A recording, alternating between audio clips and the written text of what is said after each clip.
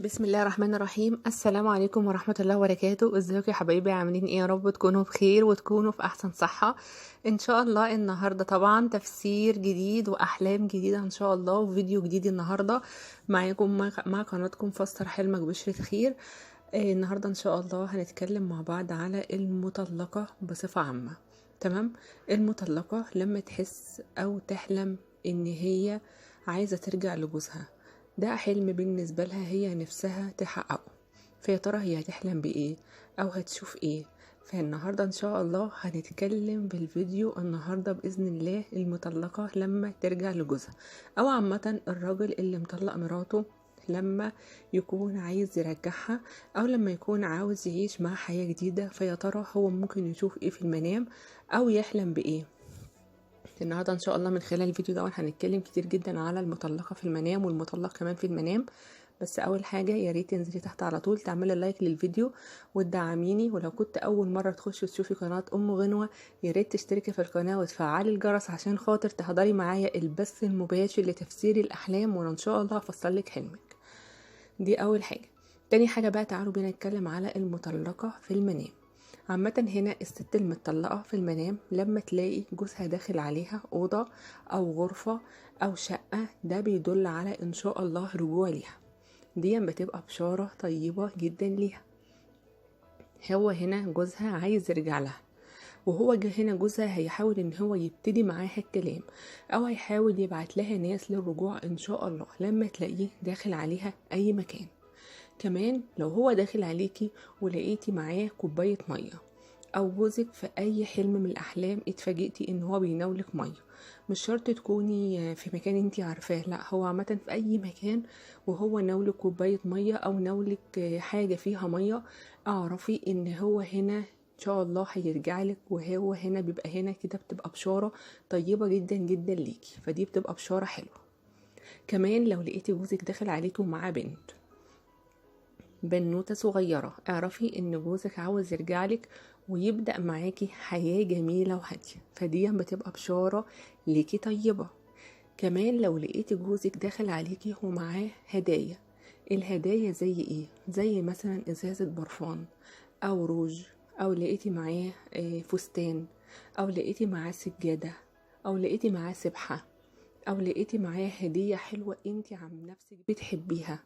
كمان لو لقيتيه جايبلك شوكولاتة او جايبلك جاتوه او جايبلك تورته او جايبلك اي حاجة من السكريات الحلوة، حتى عامة لو لقيتي جايبلك كيس سكر كمان، فدي بتبقى بشارة طيبة جدا جدا بالرجوع.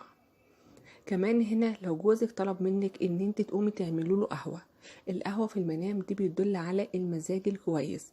ان شاء الله جوزك هنا هيقولك كلام، او طليقك عامة هيقولك كلام حلو، انت هتتبسطي منه. تمام، يعني ممكن مثلا يصلح الامور، يظبط الامور للاحسن، فدي بتبقى بشارة طيبة جدا ليكي. كمان هنا لو لقيتي نفسك خلاص، احنا هنا اتكلمنا بقى لو جوزك لو طليق قصدي لقيتيه عامة في كل الحاجات دي هنعرف ان هو اللي طالب الرجوع. طيب انا ما بشوفوش خالص، انتي مثلا واحدة هتقولي مثلا تحت انا ما بشوفوش خالص يا ام غنو. تمام. عامة لو انت حلمت بقى ان انت معاكي ولد والولد ده مات، يعني معاكي ولد صغير والولد الصغير ده مات، ده بيدل على هموم ومشاكل وانت شايله هم كبير قوي، خلاص الهم ده راح وانزاح باذن الله، فده ان شاء الله يبقى رجوع لجوزك. كمان لو لقيتي نفسك حامل وولدتي، اهم حاجه ان انت تولدي، لكن حامل بس لا، يبقى انت لسه شايله الهموم وتعبانه وزهقانه. لكن لو لقيتي نفسك حامل وولدتي، اعرفي ان ده ان شاء الله زوال هموم، لان زي ما احنا قلنا قبل كده في فيديوهات سابقه ان الحمل في المنام بيدل على الهموم، بيدل على المشاكل وانت شايله هم فوق هم. تمام. فانت ان شاء الله لما تلاقي نفسك ولدتي اعرفي ان خلاص كده ده زوال هموم ليكي، وان شاء الله ليكي حياه جديده، فديا بتبقى بشاره طيبه. كمان لو لقيت زوجك بياكل معاكي في أوضة نوم، فده بيدل على البشارة ليكي كمان بالرجوع. طيب لو انت شفت جوزك مثلا معاكي وعلاقتكم كويسة جدا جدا كأنكم اتنين متجوزين، فده بيدل كمان على الرجوع، فدي بتبقى بشارة طيبة جدا ما تقلقيش منها. كمان لو الراجل هنا بيقول لي طب انا يا ام غنوة مطلق، وشفت مثلا مراتي مثلا لو هي هترجع لي اشوف ايه، طبعا هتشوف نفس الاحلام اللي المطلقة بتشوفها. لو لقيت مراتك داخلة عليك بهدايا، اعرف ان شاء الله هي هتجيلك هنا وهي اللي عايزة ترجع.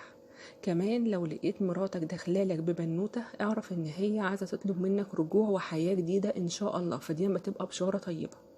كمان لو لقيت مراتك بتناولك كوباية مية، فدي بتبقى بشارة طيبة.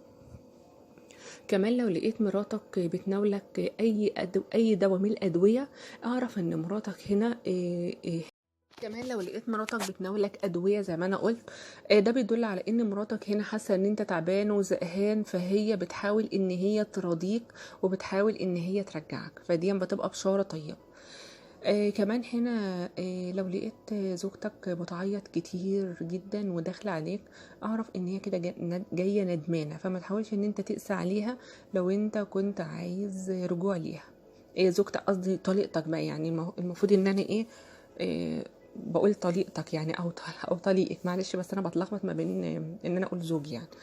هنا كمان عايزه اقول كمان ان لو الواحده لقت نفسها في الحلم نايمه تعبانه جدا، يعني هي في الحلم تعبانه جدا، تمام، وفي الحلم ربنا شفاها، اعرفي ان دون رجوع لجوزك، فدي بتبقى بشاره طيبه.